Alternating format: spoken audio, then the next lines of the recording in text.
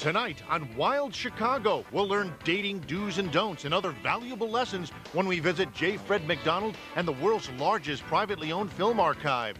Hold our nose as we investigate the noxious and disgusting techie toys. Inventors of Squeezy Beans and Pull My Finger Fred. Dine amongst the country's largest collection of Art Nouveau and Victorian antiques at Gulliver's Restaurant. Rev up our Vespas and Lambrettas as we hit the road with the renegades of Death Scoot 2000. Put our pooch in a different kind of daycare center, and then travel back to the 1890s to play vintage baseball in Crown Point, Indiana. No gloves, no base stealing, no scratching. Well, at least you can still spit. Jeez, those were the good old days.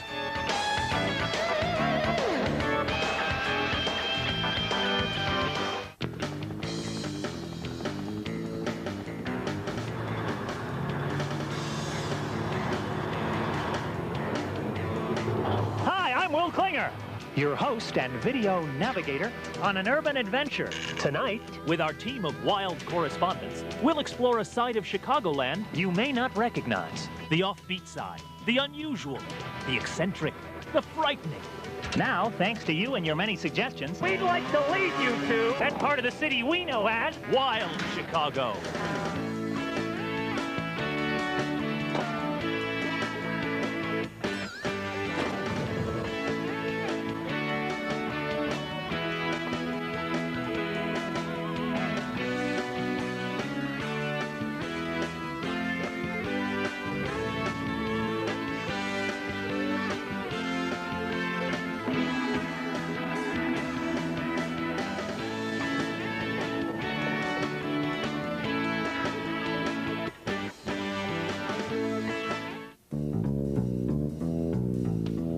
Baseball. They sure don't play it like they used to, except for these guys, who with every trip to the plate take a trip back in time. Good afternoon, ladies and gentlemen, and welcome to today's match between two fine Club 9s. From Deep River, we have the Deep River Grinders. And from Crown Point, the Metros Magic. Joanna. Joanna, yes, it's me. Official scorekeeper for the Vintage Baseball League. Yes. This predates the game that we know of. Yes, but it's the beginning of the game that we know today. The first rules were written down in 1858, and that's the rules that we play by. It's a gentleman's game. Well, you cannot spit. No spitting. No spitting, no scratching. No scratching. Scratching. No base stealing. Spiking. No spiking. It's a game for sissies. Come on. No. You don't get to curse. You don't get to spit or scratch. Come on. Those are part of the game, aren't they? We can do that as long as the umpire doesn't catch us. What if he catches you? Then it's a day's wages. Oh, really? So he fines you on the spot? Yes, a day's wages. What's that? Up to 25 cents.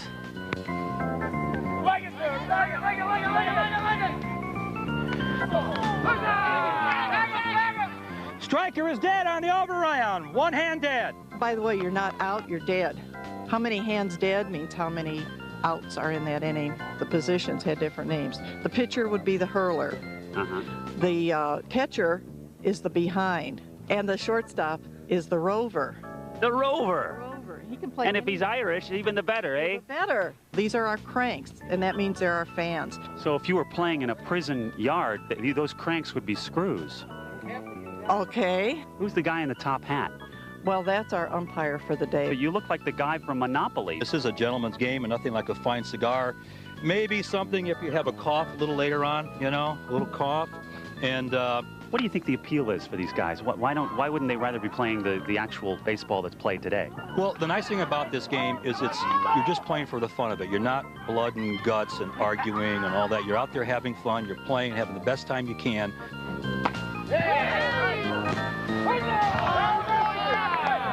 Now, what's the deal with these uniforms? They didn't have zippers back then? Zippers? What's a zipper? Oh, so you're already in the period. You're pretending like we're in the 1850s. That's fine. I'll play along. What about the bats? They're all homemade? Most of them are all homemade, yes. There's no what they call bunting. And there's no gloves. And that, you know what? That ball looks kind of hard. I'm thinking you might have some serious calluses by the end of this game. No, usually broken fingers. You can actually catch a ball on one bounce and the guy's out, right? Yes, sir. Striker is dead on the mound. 3 hands. A foul tick is you swing at the ball and it goes back behind you towards the behind, and he catches it in the air or on one bound, you're out. That's a foul tick. That has nothing to do with Lyme disease. No.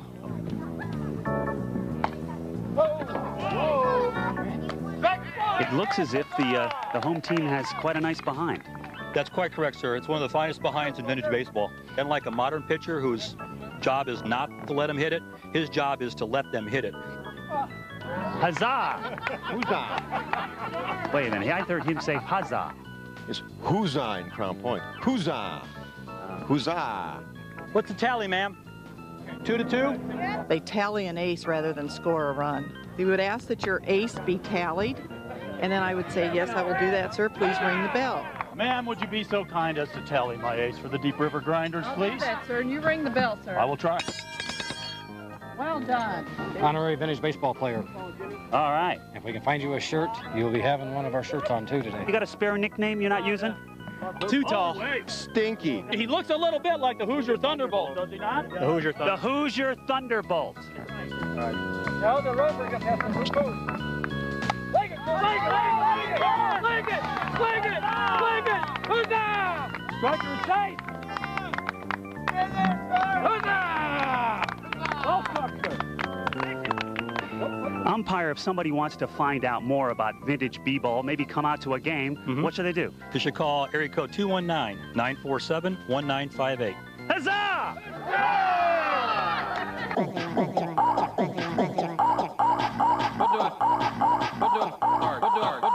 Hi, I'm Chogi Lim. Carnage, destruction, and pillage are three words not even closely related to these outlaws who take back the streets annually for 3 days of revelry on the streets of Chicago. Who are these guys? The renegades of Death Scoop 2000. Who is the leader of this group? What's your name, sir? Ryan Bastinelli. And what is your group here today? Second to last scooter club. What would be the last scooter club? Just anybody else's club. Now, it's obvious that you guys are rebelling against something in society. What would that be and why? Donuts. They're bad for you. Lots of cholesterol. Vespas and Lambrettas, those are the different types of scooters? Right. It's a bunch of Vespas here, a Lambretta on the back of the truck. And we got people here from Minneapolis. There's going to be people coming from Toronto, all coming up for the rally this weekend. Piaggio is the parent company. They created the Vespa. So Piaggio is the mark. Vespa is the brand. Where are we going to go today? Today we're heading down, I believe, Morris, Illinois. Somewhere, I haven't got a clue where it is. I'm from Canada, so. This one's actually it's a Yamaha Arriva 200 I stripped down. Added a motorcycle headlight and an air horn that plays Dixie. I'm familiar with CCs. Do these things have any? This one's a 200cc, and it goes about 80. Is this model in compliance with the stringent government standards for air pollution control? Well, for 1968 it is. Well, even more importantly, is this model in compliance with the standards for having fun? It exceeds completely. Now, you look like you have 2 X chromosomes. How do you feel about the term biker chick or scooter chick? Does it hit you well? I think that I'm a tough mama. So I'm driving the Yamaha with the green seat, the gaffer's tape seat. Are you rebelling against anything in society? Cotton candy, because it rots your teeth and it does this to your teeth, so.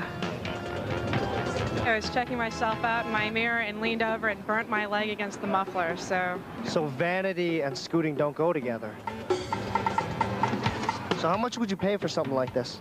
I paid $1,500, but I'm sure it's worth a little bit more than that. Vespa or Lambretta? Vespa, all the way. You still talk to your parents? Yep. They're aware of what you're doing? Yes, they are. I'm the current chairman of Second to Last, and I ride a 1980 P200. What's your mission statement for the group?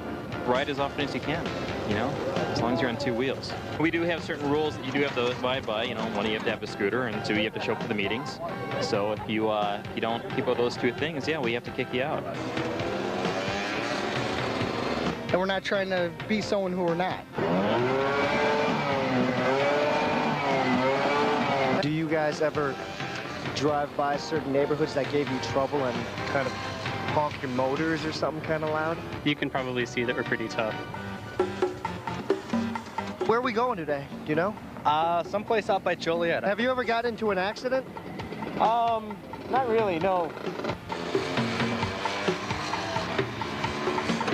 Who else went down?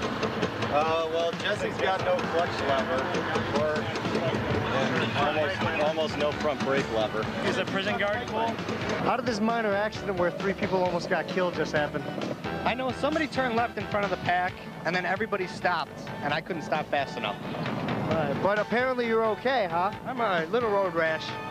I put it together last Saturday. My wife's gonna kill me. So if people want to get more information on how to get some scooters or ride with you guys, where would they go? They could call Mo at 773-836-8019 or take a look at twostrokebuzz.com on the web. Okay, let's go!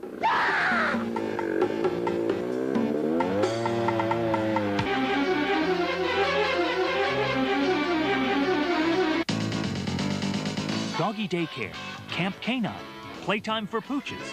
Call it what you will, it's an idea whose time has come. Come on, come on, come on. Hi, what is your name? Amy Robinson. Now what goes on here? Really the focus of the daycare aspect of this place is for exercise and socialization with other dogs. Can 2 dogs reserve a cage for 2 if they need it? Well, if they live together at home, yeah, they can live together here, but we don't. You don't encourage dog sex, is that what you're saying? No. How many dogs are in the house here? We'll have about 20 total today. The daycare is a really fun thing, and it enables people to get the guilt off their shoulders. So it's really rewarding for me to have people go to work and not feel guilty about leaving their dog home all day. Plus, the dog's not destroying the house. He's here destroying my house instead. What kind of dog is it? Brittany Spaniel. Yeah, a handsome-looking puppy. You ever get jealous of Amy and her business Yeah, here? I always wonder if she's going to remember me. Is there a dog psychologist on staff here, do you think? I don't think so. What is it about that toy that they like, that squeeze toy? Well, actually, it's Besides the fact that it's a chicken leg. it squeaks as if it was something that they killed. You know, I hate to say it, but it brings out the prey instinct in a dog. And that's good? Well, it's natural. Maura, climb? Just climb. Whoa. Maura's the greatest dog. She's just the best dog. She's your dog. She's every dog. Amy, what do you say to people who say you're discriminating against cats and other house pets here? Well, I like cats, but they're no dogs. Yip, yip, yip, yip, yip, yip, yip, yip, yip, yip, yip. I think that as far as having an intelligent conversation with, you know, an adult, it's a little difficult at this point.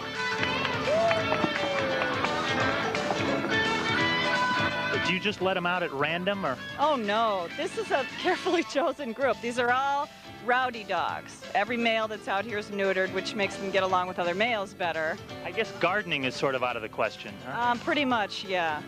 Get the ball checkers. Woo! Do you meet a lot of men here on the job?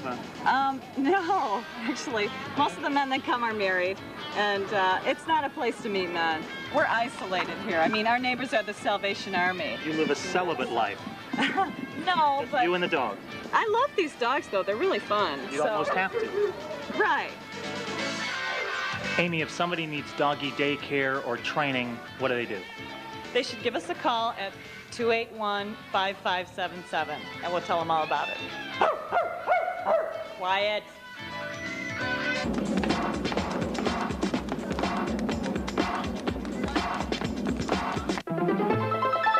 Hey, here's a bright idea. Enjoy the linguine and the luminaria at this Howard Street fixture. Hi, Wild Chicago. Fine, thanks. A pleasure. Jerry Freeman. And where are we, Jerry? We're in Gulliver's. My passion is food and the avocation is antiques. Are you going to be seating someone, or can you show us around? I'll give you a few moments, of course. What you're looking at is the largest collection of Art Nouveau and Victorian antiques in the United States. This fixture here is an arts and crafts fixture done probably 1915 to 1920. Art Nouveau chandelier in 1915. Very, very rare Lotte shades, Austrian, done around the turn of the century. How many chandeliers would you say you have, Jerry? Probably $340, $350. And your electric bill monthly is approximately? With the air conditioning, about $5,000 a month. Steuben gold Orine shades, actually made with real gold. In what part of the process is the gold applied? That I really don't know. Well, lie. What? Lie. I'm kidding, Jerry. As you can see, there's a lot of terracotta here. I love architectural things. Fantastic. The majority of the fixtures here I bought from estate sales, architectural auctions, and private people. This piece here came from a fireplace in Milwaukee. It's copper, and it was done probably 1880 to 1890. This is a very fine bronze piece, 1870, 1880. And this is late 1990s baby? Yeah. I also have another ladies' room on the other side that's very interesting, if you'd like to see it. Yes, I would. And if you run some water, I'll probably use it. Here's a couple of fabulous pieces from a turn-of-the-century drugstore. I think I should knock. If there's going to be a fire, which piece you grabbing? Oh, God. I wouldn't know where to start. She's a lady over 5 feet tall. Can you imagine somebody carved that out of one piece of granite? That's incredible. This is a cast iron piece done around 1880, 1890. Do you rub the nipple for good luck? Occasionally. That's what we do in my house. I knew I wanted to do a great and unusual outdoor cafe. It took me a year of intensive searching to seek everything out. You ever had a near accident with one of those chandeliers? It happens occasionally with the tall waiters around here. I bet. How long you worked here? I've been here over a year. Good tips? Sure, yeah. What do you sell most? The pizza is the most popular. How many pizzas would you say you serve here a day? On the weekends, sometimes we'll put out as many as 500 to 800 pizzas a night. We deliver everything on the menu in a big radius. We have homemade pastas, a big Italian menu, great Mexican food, American dishes, a bevy of wonderful homemade food. When I first started out, I was a one-room pizzeria. My dream was to build a great food emporium and an antique emporium. And I think I'm on the way. There is no more space left. When do you say no? Well, there's always room for something good. If people want artichoke dip and architectural delights, where do they go? They go to Gulliver's, 2727 West Howard Street, Chicago. Phone number? 773-338-2166. Bon appetit!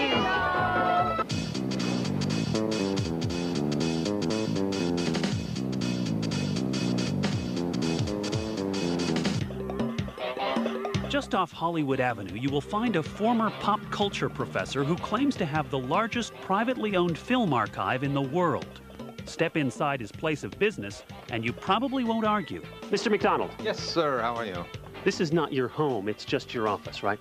Well, it's my studio. It's more than an office. It's a library, archive, home away from home, but I don't live here, no. There's film everywhere. How many films would you estimate you have in this building? In terms of millions of feet, I would guess 20 million feet of film. And where does it mostly date from?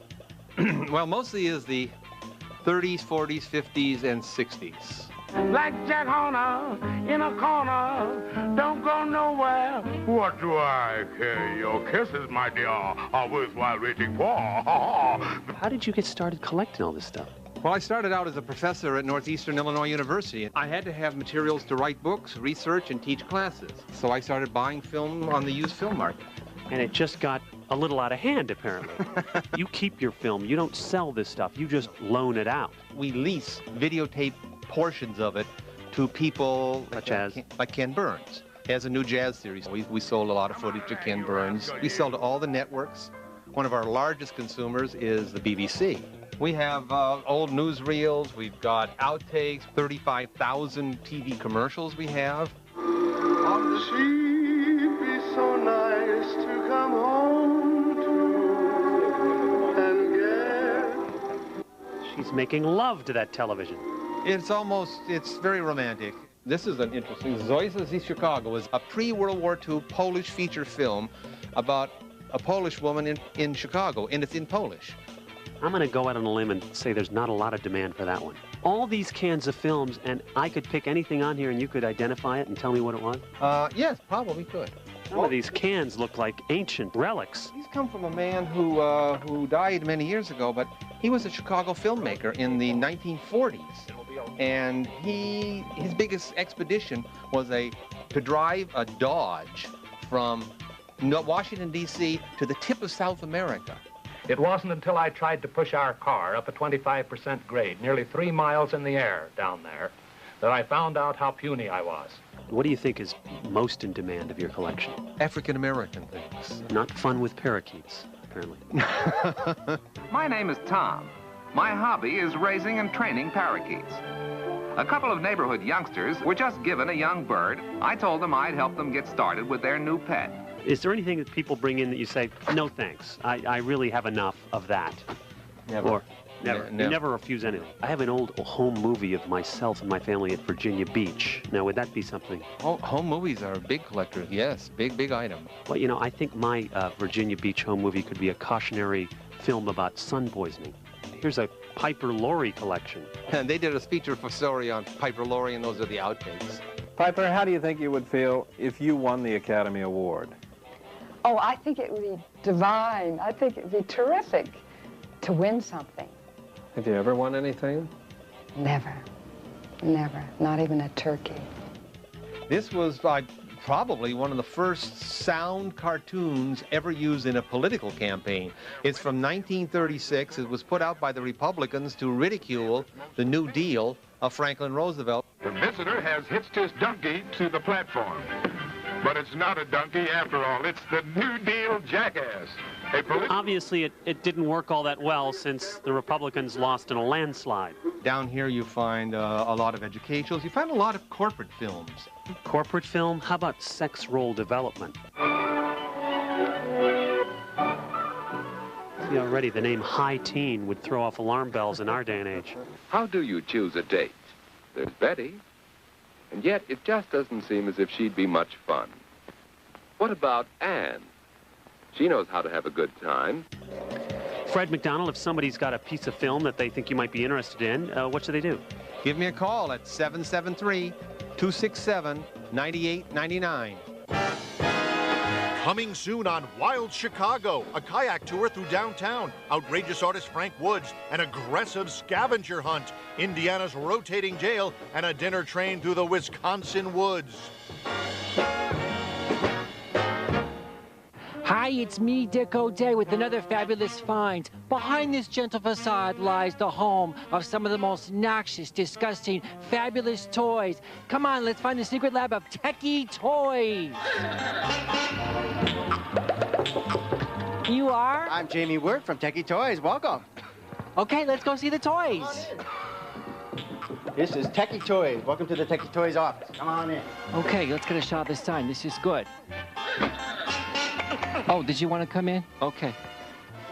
So let's talk about the toys. Let's see them. Okay, well, first of all, we got Pull My Finger Fred, which is out on the market right now. Hey, cover! He's on Amazon.com, as well as Spencer Gibbs. Wait, before this, who inspired you to create Fred? Oh, okay, that was... the real Fred. That was my Uncle Roland. Did somebody step on a duck? Fathers would say to their son, hey, son, pull my finger. And the rest is history. Okay, so this is big in Florida. All right, let's go on. Okay, who's here with you today, Jamie? Well, we got Mark McLean, who's a resident voice guy, Jeff Bevington, who's my co-creator and the creative director for Techie Toys. These are some of the sketches that we started out with. This was probably the first drawing of Fred.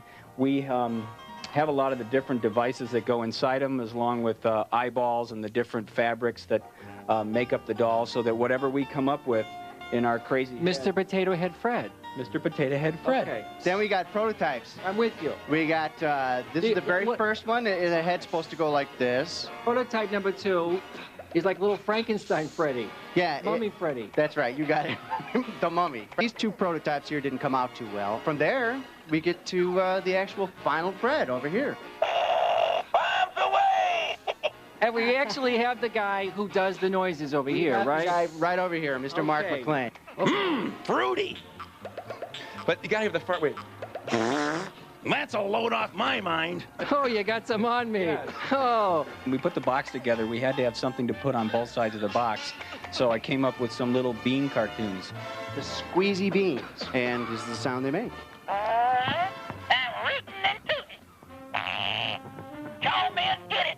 Each one of these beans is a specific type of legume. They're a navy bean. All hands on the poop deck. Oh, boy, it's the village people bean. There we go. Fire in the hole. Torpedoes arrive. Okay, the Gay and Lesbian Task Force is going to love this one.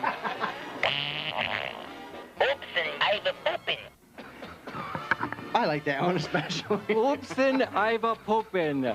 There you go. Yeah. Yeah, okay. So you're getting away from the cruder, looter toys to something a little classier? The softer side of techie toys. All right, we let's call see it. that. Let's see that. Sure, that's Hip Hop Teddy Friend. A hip hop rapping bear. And this is the way he works. Yo, I'm Hip Hop Teddy Friend. Tell me your first name. Jamie. I'm soft and cuddly and filled with love. This is the trouser snake. I'll sing my hip hop song.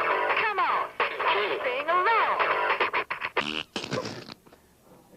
It's one of the first prototypes of Hip Hop Teddy Friend that was made. But he doesn't hip hop or anything. No, he just sits there. Oh, okay. All right, so what else do we got? This toy, Mark and I made for a toy manufacturer over in China. Celebrate good times, come on. We're gonna celebrate 2000. Okay, Jamie, if somebody wants to find out more information about Pull My Finger Fred, Hip Hop Teddy Friend, what do they do? You can go to pullmyfinger.net, that's pullmyfinger.net on the net, or call 312-986-8877, Techie Toys. Great, go ahead, guys, pull my finger. Is this your commentary on Wild Chicago? It's been fun to be on educational television. Will and the correspondents will be back next week with another exploration into Wild Chicago.